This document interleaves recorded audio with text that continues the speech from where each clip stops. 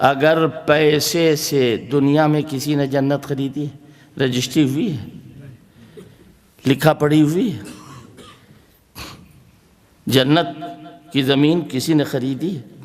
مدینے میں اللہ کے پیغمبر آئے اور آنے کے بعد آپ نے فرمایا ابو بکر جگہ تلاش کرو، مسجد بنائیں گے۔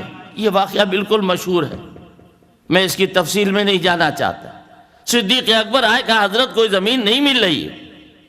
اچھا ایک زمین ہے 2 یتیموں کی، کان مربدل لیتیمین، 2 یتیموں کا گھورا ہے، کیا وہ زمین میں لے رہا ہوں؟ لیکن وہ کہتے ہیں ہم پیسہ نہیں لیں گے۔ آپ نے فرمایا نہیں، یتیم ہے، پیسہ دیا جائے گا۔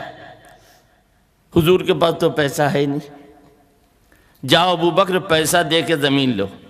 صدیق اکبر نے اپنی جیب سے زمین خریدی، بعد میں اسی زمین پر مسجد بنی یا نہیں بنی؟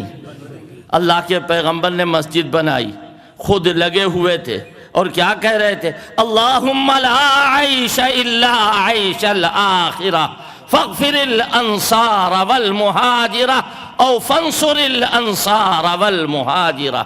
اے اللہ آخرت کی زندگی زندگی ہے، دنیا کی زندگی کچھ نہیں۔ اے اللہ انصار و مہاجر کی مغفرت فرما، مہاجر و انصار کی مغفرت فرما، یہ آپ دعا کر رہے ہیں۔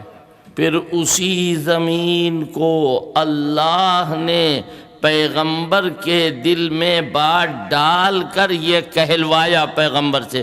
کیا کہلوایا؟ ما بین بیتی و منبری روضۃ من ریاض الجنہ، میرے گھر اور میرے منبر کے درمیان جو زمین ہے وہ جنت کے باغوں میں سے ایک باغ۔ مسلمانوں اگر داخل خارج ہوتا، رجسٹری ہوتی تو کس کے نام ہوتی؟ کس کے نام لکھی جاتی یہ زمین؟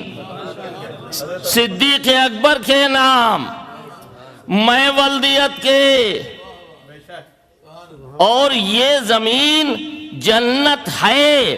فقہاء نے لکھا ہے اگر کوئی آدمی 2 رکعت نماز جنت کی کیاری میں پڑھے اور قسم کھا کے کہے کہ میں نے جنت میں نماز پڑھی ہے، وہ جھوٹا نہیں ہوگا۔ اب بتاؤ جنت میں کیسے جاؤ گے؟